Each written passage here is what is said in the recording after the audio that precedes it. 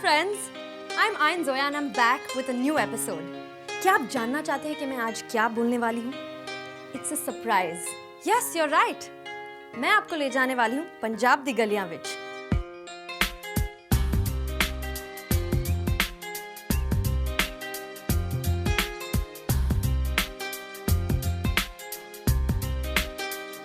यहाँ के लोग आते हैं लुधियाना, जलंधर और अमृतसर से.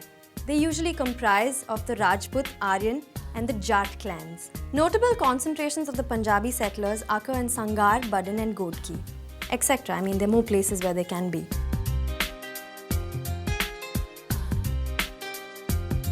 But you know the best part about them? You must have seen in films, on TV, etc. that there are so many Punjabi influences. But the best part here is the houses.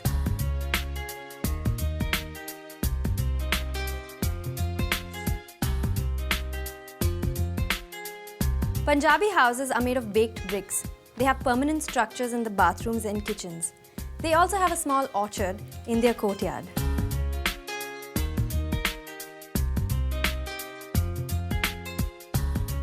So let me tell you something. It's not just the physical beauty of this house that makes it so nice. इस घर का माहौल बहुत ही प्यार भरा और friendly atmosphere है यहाँ पे. After all, एक घर को घर बनाने के लिए उनके लोग matter करते हैं. Sindhis usually live in clusters, which is why it looks like they have irregular street patterns. Anyway, now let's look at how a Punjabi house is made. Punjabi houses' regular materials used to make the house consist of baked bricks, cement and timber. Now you'll ask me why timber in between this? Well, their doors and windows are made of timber. Their rooms consist of walls that are around 12 to 14 feet high. And when they're constructing the walls, they use baked bricks, of course, with a mixture of sand and cement to plaster them together. Their walls are usually plastered on both sides. All corners of the house have columns that support the roof.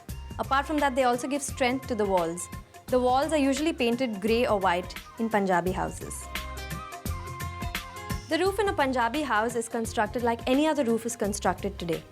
It is made with keeping beams of iron rods and placing wooden planks over that. Then pouring cement over it and waiting for 2 to 3 weeks before it dries up. Once the wooden planks are taken off, the ceiling is plastered with sand and cement. The ground is also plastered with sand and cement. Apart from that, they also have baked bricks placed on it. Now that this is a big house, it also needs a big compound wall.